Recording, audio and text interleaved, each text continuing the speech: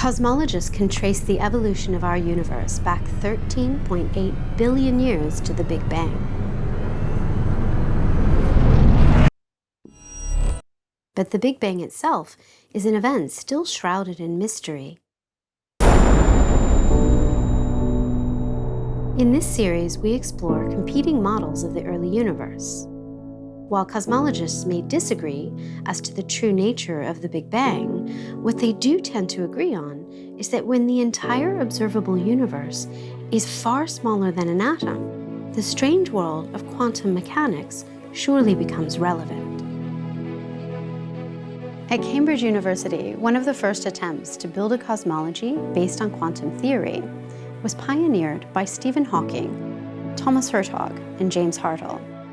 Their theory is known as the no-boundary proposal. In this episode, they'll explain how their no-boundary proposal may be able to tackle some of the deepest mysteries of our existence. From why is there an arrow of time? Or is there a multiverse? And how do we resolve the Big Bang singularity itself? Penrose and I showed on theoretical grounds that if Einstein's general theory of relativity is correct, there must have been a singularity in the past, a point of infinite density in spacetime curvature, where time has a beginning. However, although our singularity theorem predicted that the universe had a beginning, it didn't say how it had begun. The singularity theorems, Penrose, Hawking, and others, showed gravity would become so strong in the beginning that the classical physics would break down. That meant that quantum physics was inevitably going to be important. The idea to use quantum cosmology to understand the origin of the universe goes back way before Penrose and Hawking. In fact, it came along with the discovery of the expansion of the universe.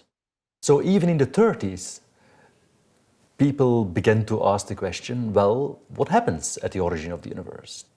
And the suggestion was made back in the 30s that at the very early phase of cosmology, in the very early phase of cosmological evolution, quantum theory would come into play.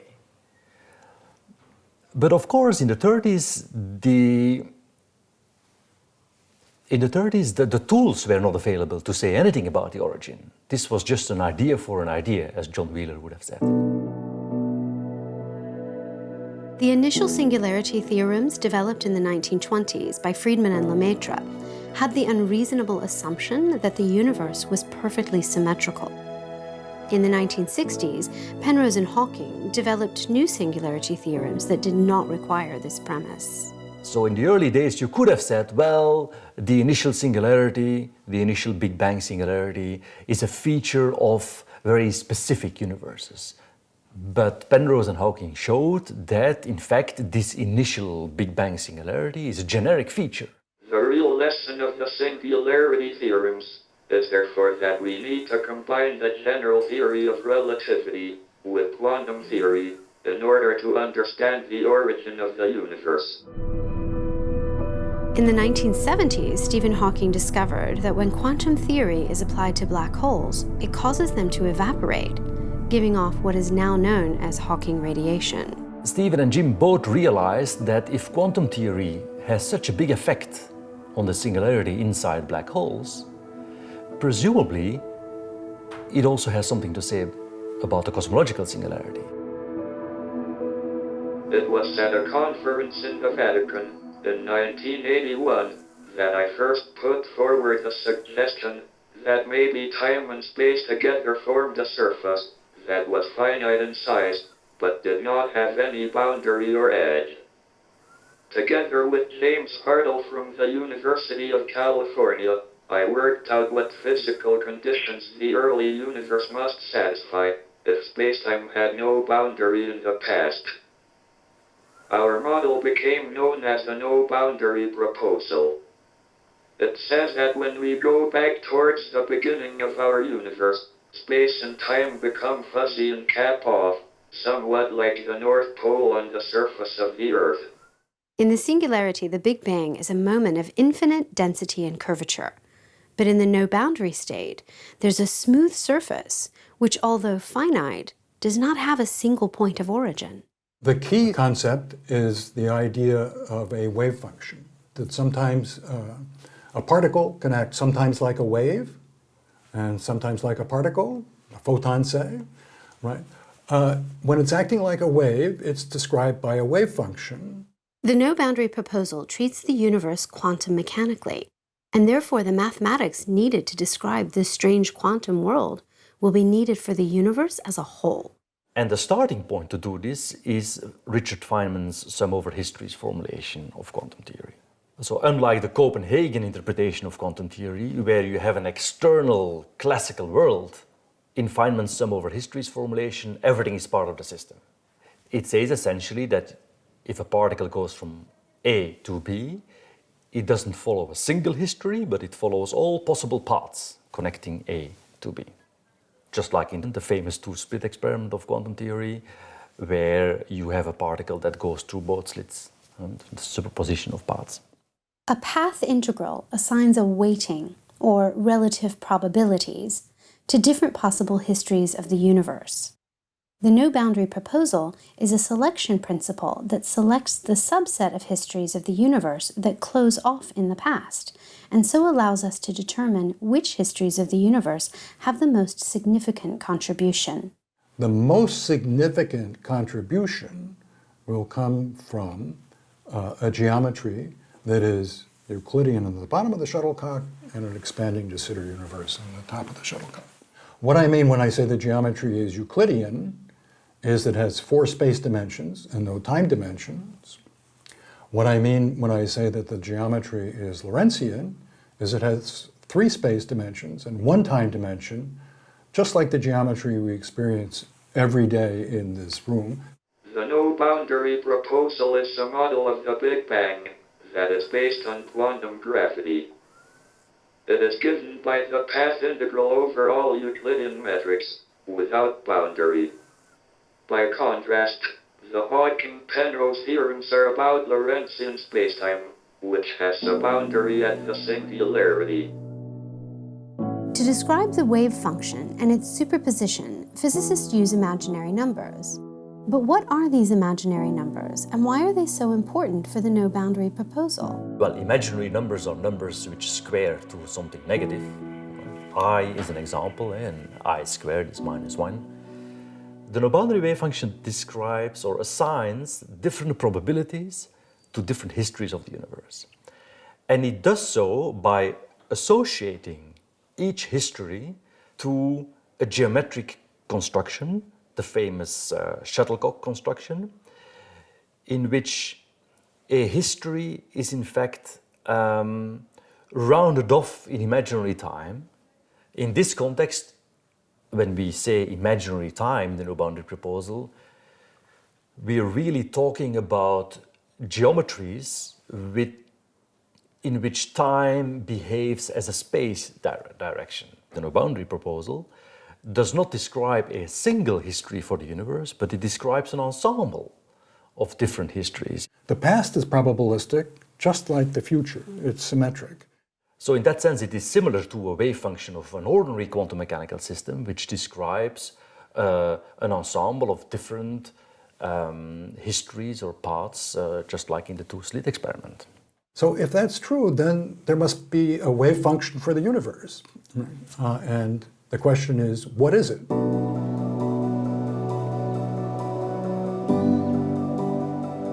So this is the formula for the no-boundary wave function. What does this mean? The no-boundary wave function gives you an amplitude, a weighting for different configurations at some moment of time, different kinds of universes.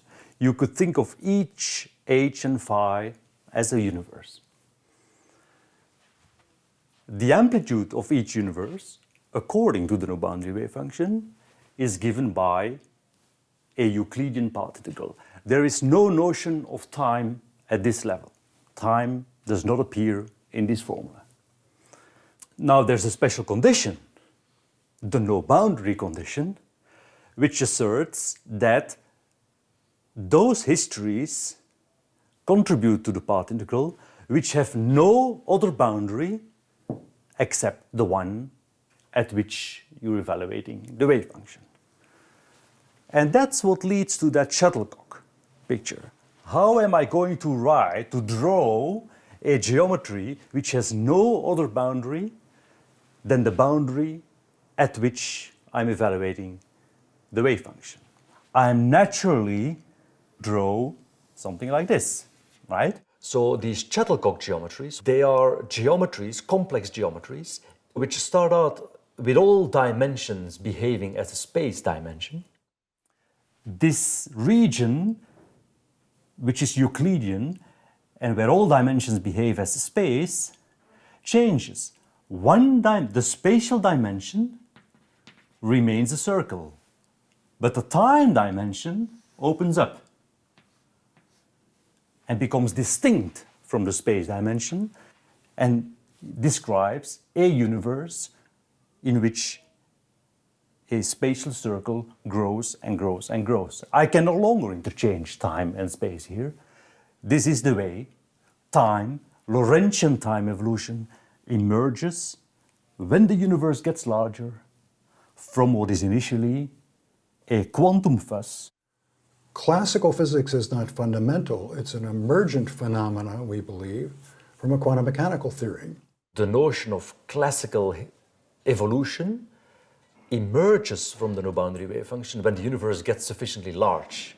According to the no-boundary proposal, the only way to get a classical universe with a deterministic notion of time is via a period of inflation. Inflation is a period of incredibly rapid cosmic expansion, believed to have occurred in the early universe. Inflation is thought to solve a number of problems with standard Big Bang cosmology, and it's driven by a form of matter known as a false vacuum, which causes the expansion to accelerate instead of slowing it down. When this form of matter decays, inflation ends, creating a hot soup of particles.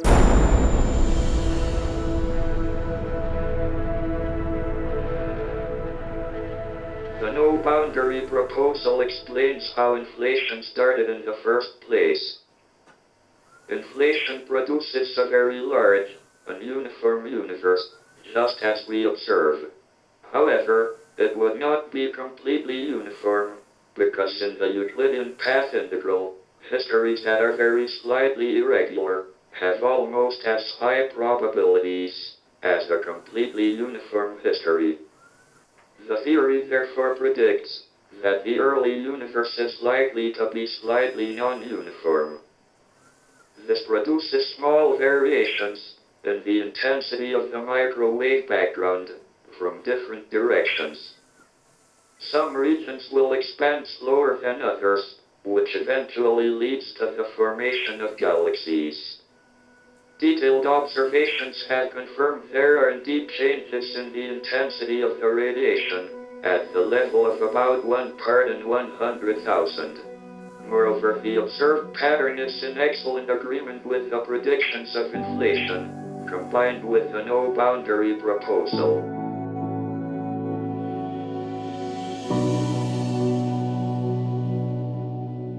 The standard theory of inflation predicts the generic features of the primordial fluctuations, but it doesn't predict the details. There are all kinds of inflationary universes. You need the no-boundary wave function, and in particular the probabilities that it predicts for different inflationary universes, in order to complete the theory and make specific, sharp predictions. The predictions of the no-boundary proposal will be a combination of the probabilities given by the no-boundary wave function and the possibilities coming out of the dynamical model of the earlier. It's the two combined which lead to very specific predictions. Now, of course, we don't have a complete theory of the dynamical model, so we are not sure yet what are the possibilities. But in a specific corner of the string landscape, the corner described by D-brain inflation, that is a regime, that is a model of inflation in string theory in which the accelerated expansion is driven by the motion of a membrane through an extra dimension. Within the context of that dynamical model, the no-boundary wave function will make a very specific prediction for things like the tilt, so for the spectral features of the pattern of microwave background fluctuations, such as the contribution from gravitational waves and the tilt and so forth. But I don't like to stress those predictions precisely because of the uncertainty on the dynamical model. What the point of our program on the no-boundary wave function is to demonstrate that if you have a dynamical model for the early universe and you have a theory of its quantum state, the two combined yield a predictive framework for cosmology. In other words, the two combined turn multiverse cosmology into a proper, verifiable scientific framework.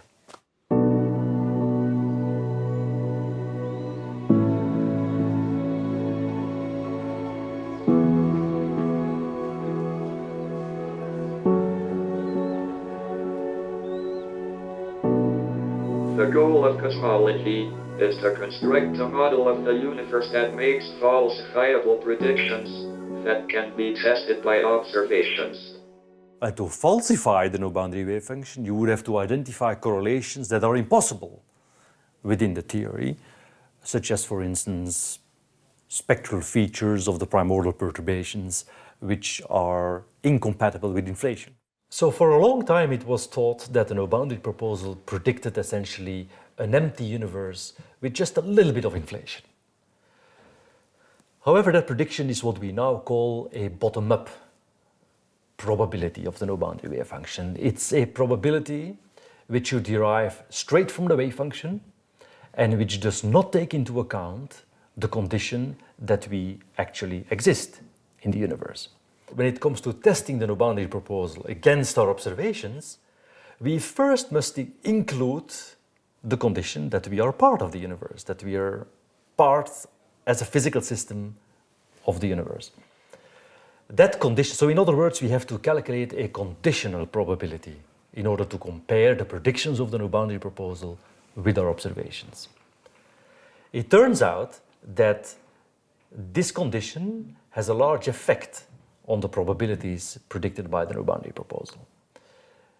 Without this condition, the no-boundary proposal predicts just a short period of inflation and an empty universe. But when our observational situation is taken into account as part of the universe, in fact, the most probable histories of the universe that are predicted by the no-boundary proposal are histories with a long period of inflation and, when extrapolated backwards in time, in fact, with a phase of eternal inflation. And the reason for that is simple. In these first class of histories, which has just a little bit of inflation, they're smaller. They don't have many places for us to be. Whereas the histories with a long period of inflation, they're much bigger. They have lots of places for us to be. And since we are a physical system within the universe, with a certain probability to be anywhere, we are much more likely to be in one of these large histories than in the small histories. So in other words, what's most probable to be is not necessarily what's most probable to be observed, precisely because there are more places for us to be.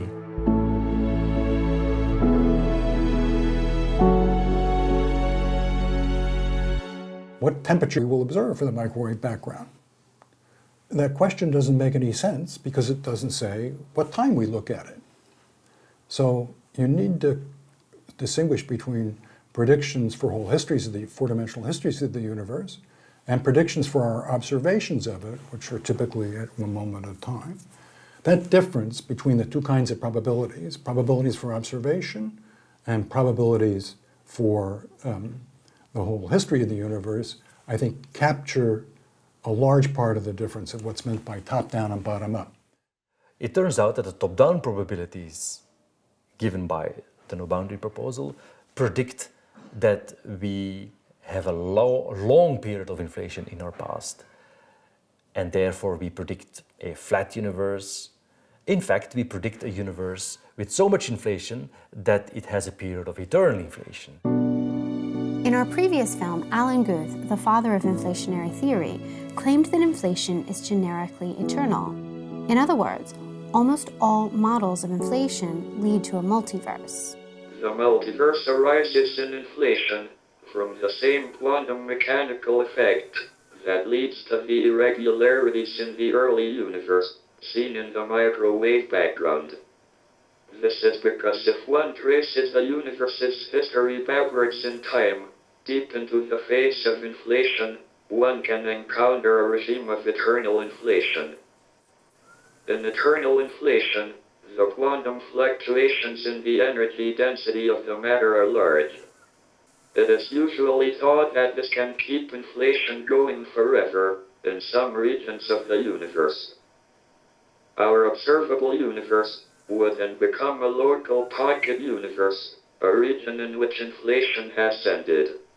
Globally, the universe would have a highly complicated structure and would consist of infinitely many such pocket universes, separated from each other by inflating regions.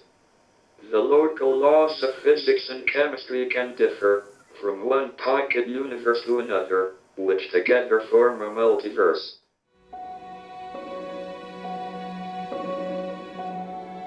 In general, in quantum mechanics, there's always a multiverse, because quantum mechanics doesn't predict one thing, it predicts probabilities for things. And the conventional way of handling eternal inflation has led to paradoxes.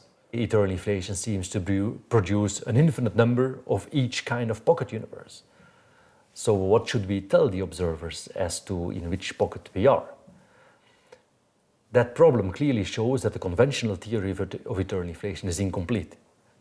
The reason the no-boundary wave function is a completion of the theory of eternal inflation is that it predicts an ensemble of eternally inflating universes with a probability measure, with a probability distribution over that ensemble. That probability distribution allows you to extract probabilities, relative probabilities, for one pocket universe versus another.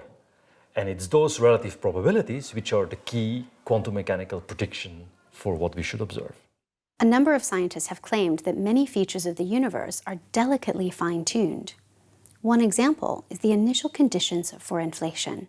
So the boundary wave function is a solution for the problem of initial conditions for inflation. It's often thought that an inflationary universe requires very special initial conditions. But the no-boundary wave function selects those universes which have a period of inflation. So the initial conditions for inflation are not fine-tuned in the no-boundary wave function. In fact, inflation is precisely what the no-boundary wave function predicts. In 1998, scientists discovered the universe is accelerating in its expansion, perhaps being driven by a repulsive gravity term invented by Einstein known as the Cosmological Constant. This, too, has been claimed as a case of delicate fine-tuning. We need to deal with it from this top-down or first-person point of view, right, in which we're asked not what is the most probable value of the cosmological constant, but what's the most probable value of the cosmological constant that we can see. The reason is because, as explained by Barrow, Tipler, Weinberg, and others, if the cosmological constant is too big, the universe expands too rapidly, and then based on calculations by Tegmark, Rees, and others, right, galaxies wouldn't form, and we wouldn't be here to see what's going on. In a multiverse, you will naturally have different values for constants of nature in different universes. A famous example is the cosmological constant, which can take different values. We could, for example, have a universe that eternally inflates via a cosmological constant, and within that universe, that false vacuum, as it's called, would decay by bubble nucleation, and we live in one of the bubbles, right? That's already a multiverse. Quantum mechanics generally predicts probabilities for ensembles of histories. That's a multiverse. If the dynamics permits the cosmological constant to differ from one of those histories to another, we predict probabilities for the value of the cosmological constant. So those constants of nature in classical cosmology, they're just numbers without any explanation. In quantum cosmology, you can hope to explain those numbers or to explain at least certain correlations between those numbers from a deeper underlying theory. Let's come back to this universe that has a false vacuum that's expanding,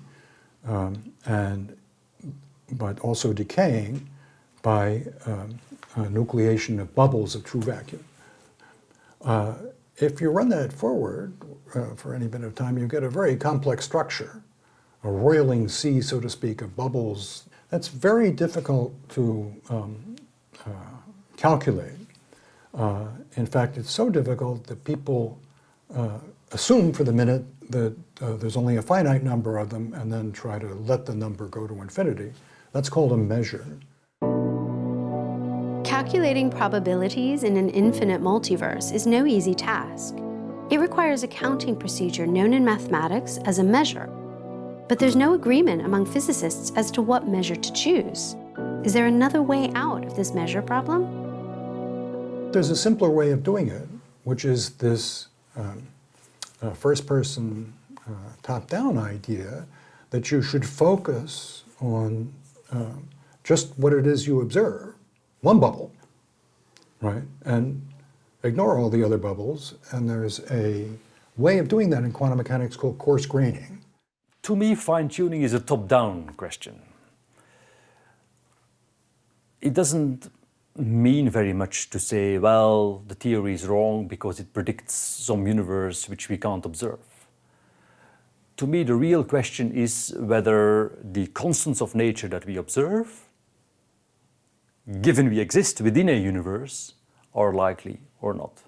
So 10 years before the cosmological constant was discovered, Steven Weinberg pretty much predicted its value based on this kind of reasoning. That reasoning is pretty much automatic in quantum cosmology because we are very much physical systems within the universe in this theory. We're part of this final configuration. So the real question is whether the no-boundary wave function predicts correct correlations between our existence and the observed values of the constants of nature. And if we do this for the cosmological constant, for instance, in the no-boundary wave function, we're actually able to sharpen Weinberg's predictions precisely because we have a more definite theory of initial conditions. That's the way the no-boundary wave function can be tested against observations and so forth. Of course, this may not work or agree or for all constants of nature.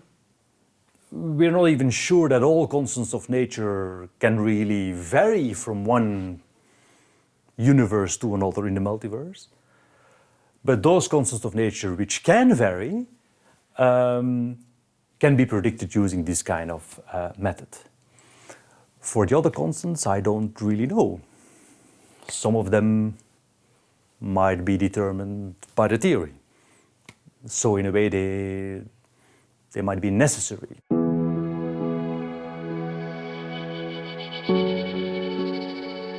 It's easy to get the cosmological constant to vary with an appropriate dynamical theory. I think we don't know whether other constants are put in or vary. You have to have it, in other words, to say that there's anthropic collection, fine-tuning, and you have to have a mechanism for the constants to vary and not simply be fixed by the fundamental theory. Critics of the multiverse have said that as other bubble universes are not observable, the multiverse is not science. Well, I think that's rubbish. Physics always involves concepts and ingredients which are not directly observable. An example is the Higgs boson. We don't observe it directly. We observe its decay products. All theories in physics have ingredients and concepts which are not directly observable, but play a role in deriving predictions for features which are observable. Similarly, so for the multiverse, my goal, or the goal of the program of the no-boundary proposal, is to turn the multiverse into a verifiable, falsifiable, predictive framework. How do we do that? Well, we use this multiverse to derive predictions for observations in our universe. So, of course, it's true that we're not going to be able to observe wildly different universes from ours, but we use the entire framework, we use the entire multiverse, we use the ensemble of histories to extract predictions for our universe. So in that sense, it's not fundamentally different, I think, from what is happening in other branches of physics. The second law of thermodynamics tells us that a random fluctuation of something very ordered is incredibly unlikely, but it isn't impossible. Ludwig Boltzmann, one of the fathers of thermodynamics, wondered if our entire universe might be just such a rare fluctuation. The problem is, a brain would seem more likely to fluctuate than an entire universe. So some have argued that these Boltzmann brains would dominate the multiverse and hence disprove its existence. Well, Boltzmann brains would be a problem even in a single universe. If a history continues to expand, for instance, because there's a cosmological constant, you create infinite volume and eventually Boltzmann brains will appear. Therefore, Boltzmann brains are not directly associated with theories of the multiverse. One issue is whether those fluctuating brains in the far future, in an otherwise cold and empty universe, represent in fact fluctuations that decohere. In other words, represent branches, branches of the wave function to which we can assign meaningfully a probability. We have to be able to assign meaningfully a probability in order to draw any conclusions about whether or not we are more likely to be a Boltzmann brain. I think it's far from clear that those kind of fluctuations, in fact, decohere.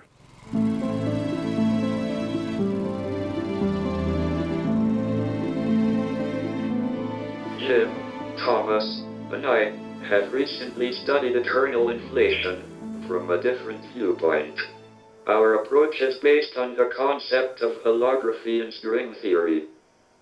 Holography says that Einstein's theory of gravity in spacetime is equivalent, or dual, to a theory without gravity that is defined on the boundary of spacetime. We have used holography to excise the face of eternal inflation in our past and replace it by a dual theory defined on the global exit surface from eternal inflation. One can use a dual theory to calculate more reliably the global structure of the universe produced by eternal inflation. We find that the probabilities for highly complicated universes are much lower than what the old theory of eternal inflation indicated. This raises doubts about the widely accepted idea that eternal inflation gives rise to an infinitely large multiverse. Instead, we conjecture that the end of eternal inflation is reasonably smooth, leading to a much simpler universe, which is globally finite. What we find is that even though there can be a phase of eternal inflation, the late-time universe is smoother than what the traditional calculations suggest. So now you might say, well, where is the multiverse then? If my universe is smooth, then it seems to be pretty much the same everywhere.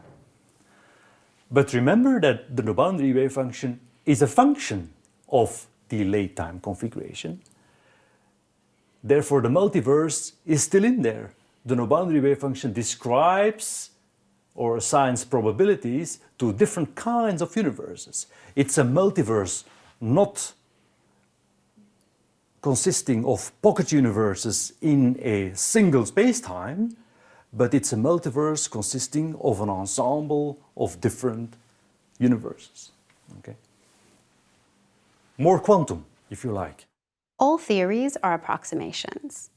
In order to move from interesting proposal to something widely accepted, a theory must be precise enough to allow for unambiguous predictions. So what must quantum cosmologists do to achieve this? We must find a better way to define that part integral. This shuttlecock construction is really an approximate construction. It's an approximation of this part integral which has never been defined mathematically precisely. So that's where holography comes in. Holography provides a new route to specify the no-boundary wave function, which in the long term might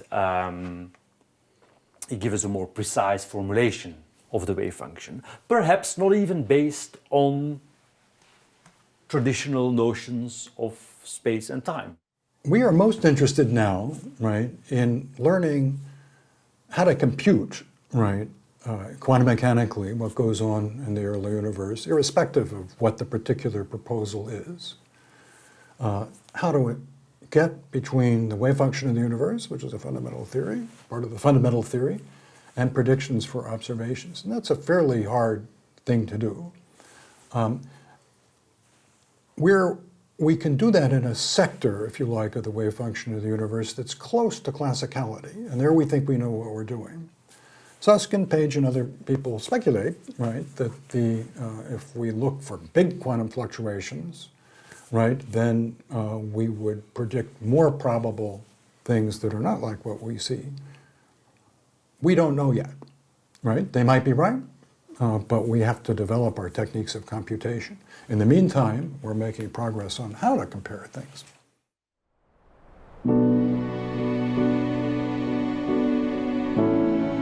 The Aurora Borealis is caused by electrons in the upper atmosphere being excited to higher energy levels. As they fall back down to their lowest energy level, known as the ground state, they give off light. This notion of a ground state is helpful to understanding how the no-boundary proposal explains many mysteries of physics. The universe as we see it today was simpler earlier than it is now. More homogeneous, more isotropic, more nearly in thermal equilibrium. So you would expect it to be described, if there was a wave function, by the simplest possible wave function. In ordinary quantum mechanics, that's the notion of the ground state, the simplest possible state, most ordered, most simple. The no-boundary wave function is the cosmological analog of the ground state for closed universes, and it seems to work. When it comes to the arrow of time, the dynamical laws of physics are typically invariant and the reversal of the arrow of time.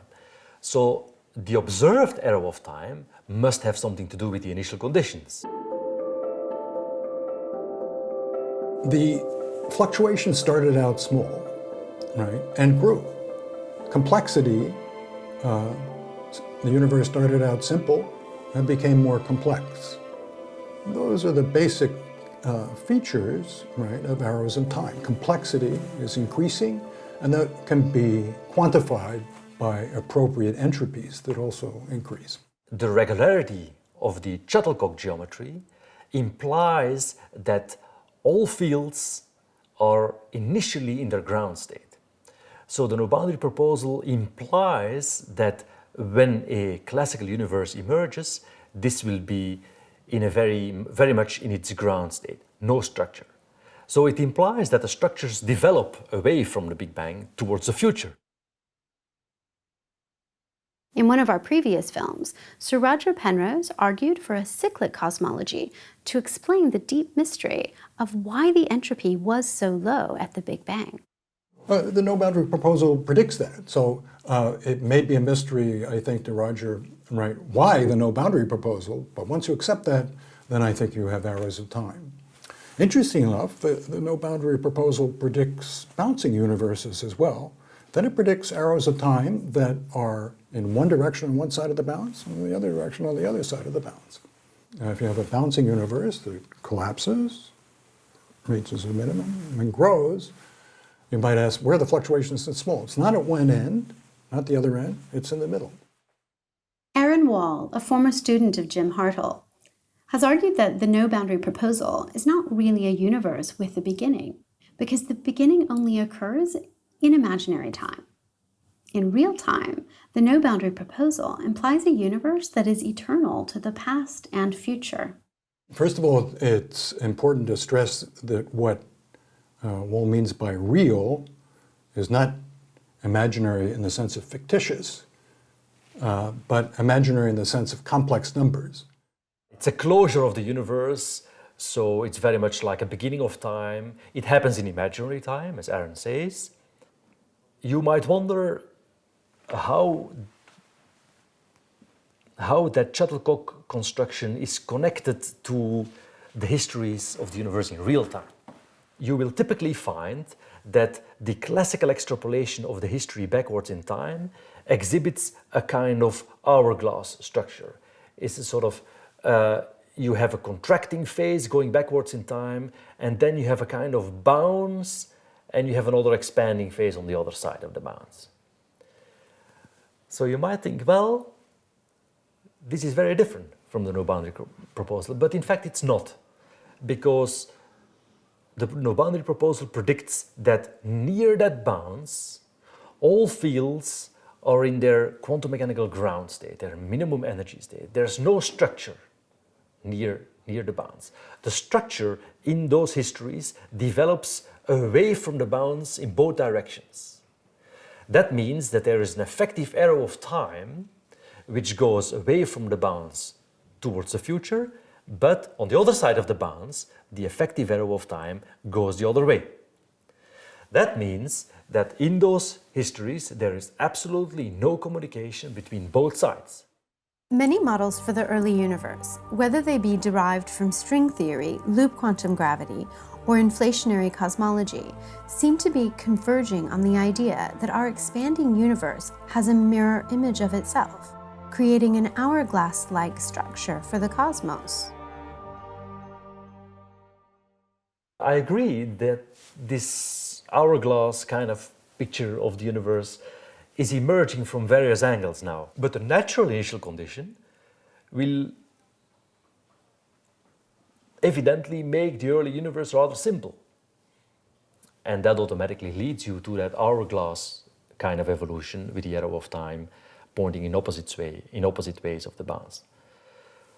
Having said this, there are other proposals for cosmology, cyclic cosmologies or ekpyrotic cosmologies, in which there is clearly a distinction.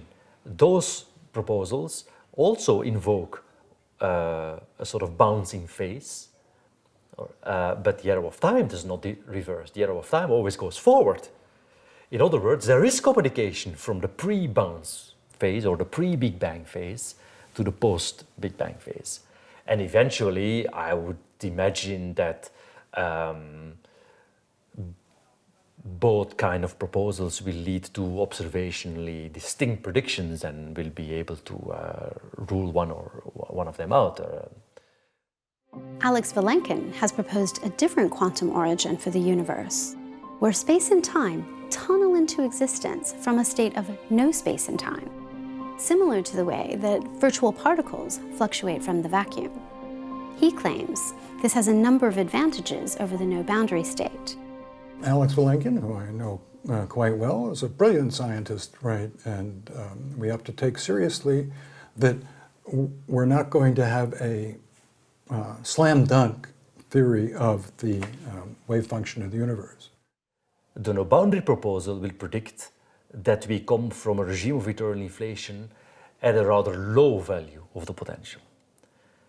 Alex's wave function will predict that our universe emerges from a regime of eternal inflation that occurs at a high value of the potential.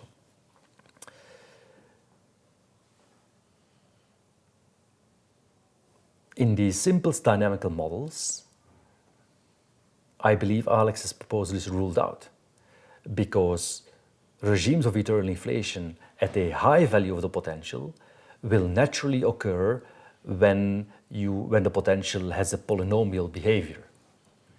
When the potential goes like the fourth power of the scalar field, for instance. But those kind of inflationary histories predict a large tensor-to-scalar ratio, which we don't seem to be observing. So I think Alex's proposal, for that reason alone, is under pressure. So I would rather regard them as two separate approaches to the wave function of the universe, and we'll compete them on their predictions for such things as the large-scale structure. The no-boundary proposal is a theory of cosmology developed before modern quantum gravity theories like string theory or loop quantum gravity were formulated. String theory is a dynamical theory, and the no-boundary wave function is a very general idea that should apply to any theory of dynamics, or at least most of them, we hope. So you can put string theory into the no-boundary wave function and then check what it says about predictions. They're not separate. In fact, one of the beauties of the no-boundary wave function is, I mentioned earlier that contemporary final theory appears to have two parts, a theory of the quantum state and a theory of the dynamics. They're unified in the no-boundary proposal in the sense, given a theory of dynamics, you probably have something like a no-boundary idea. In a way, the no-boundary wave function combines or unifies the theory of dynamics and the theory of initial conditions. And you can see this from this formula. Here's the theory of dynamics summarized by its action. And here are the initial conditions in one single formula. Together they define a wave function, and from the wave function you derive both the probabilities of different universes as well as their dynamical evolution. The multiverse implied by the no-boundary proposal and inflationary cosmology may seem like a modern idea, but Georges Lemaitre, the father of the Big Bang, may have hinted at the basic concept as early as the 1930s in this quote.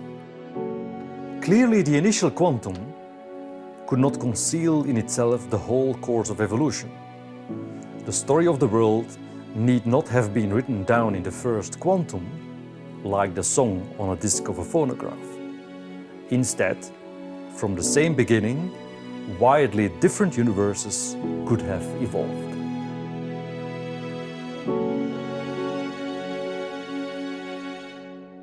The no-boundary proposal is a model of the physical conditions at the beginning. It describes how our familiar notions of space and time can emerge from a quantum state of the universe. There are certain questions that you simply cannot ask in the context of classical cosmology. An obvious question is, where does classical spacetime come from?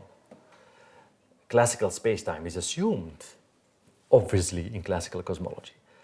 But by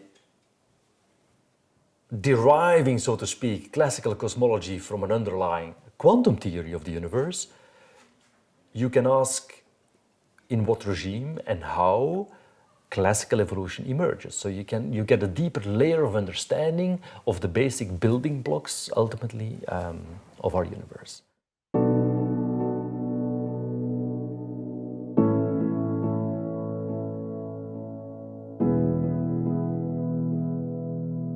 In the no-boundary proposal, the same laws of nature hold at the beginning, as in other places.